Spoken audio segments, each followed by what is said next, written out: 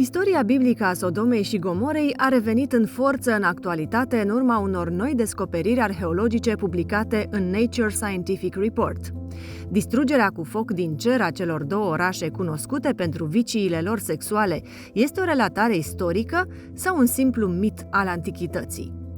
Cineva parcă ține întreaga relatare într-o confuzie voită, iar mulți dintre noi au fost obișnuiți să privească lucrurile în felul acesta.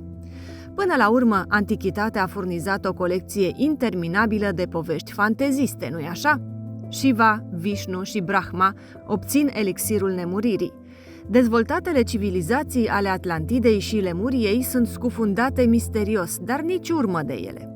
Titanul Prometeu fură focul din Olimp și îl oferă omenirii.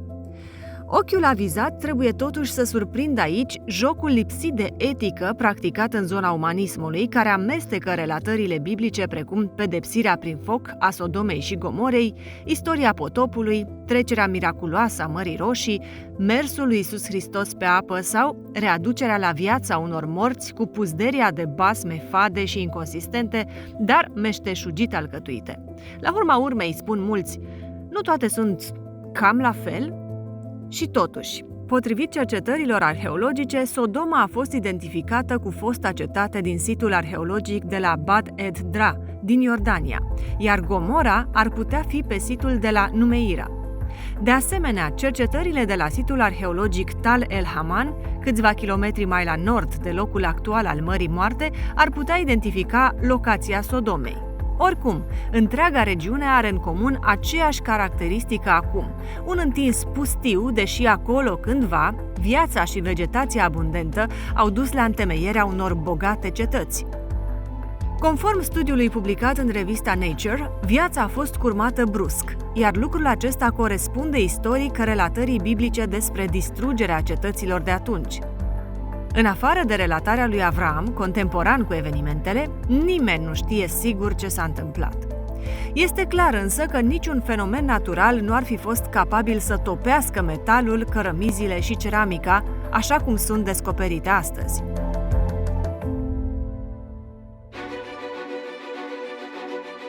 Sigur, din partea multora, ca și în cazul altor relatări biblice antice, a fost mai întâi neîncrederea, respingerea și, în cele din urmă, abordarea cu îngăduință mitică a evenimentului.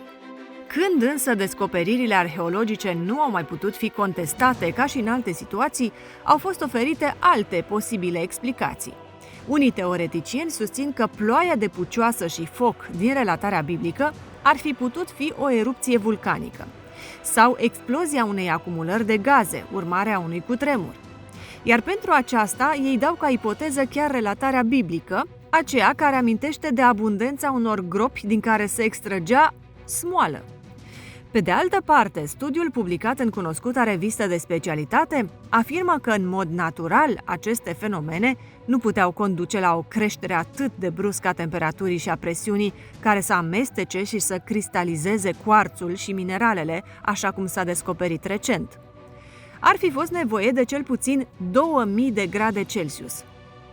Coautorul studiului, Christopher Moore, arheolog și cercetător din cadrul Universității South Carolina, afirmă că numai explozia unui meteorit asemenea celor din Tunguska, în 1908, și din Chelyabinsk, 2013, ar fi putut să conducă la o asemenea catastrofă. Dar apare o nouă problemă. În comparație cu cazurile amintite, aici, la Marea Moartă, nu există niciun crater.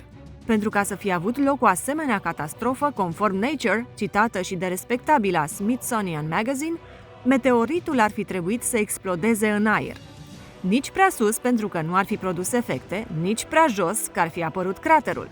Mai exact pe la 4 km altitudine, iar ca putere să fie de 1000 de ori puterea bombei nucleare de la Hiroshima. Alinierea tuturor acestor factori conduce către o evidentă improbabilitate matematică.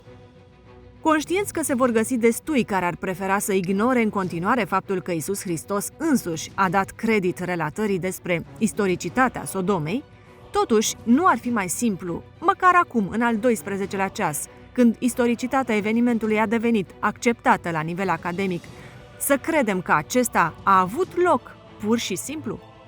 Te invit să urmărești Top 7 lucruri despre autenticitatea Bibliei. Vei face singur diferența.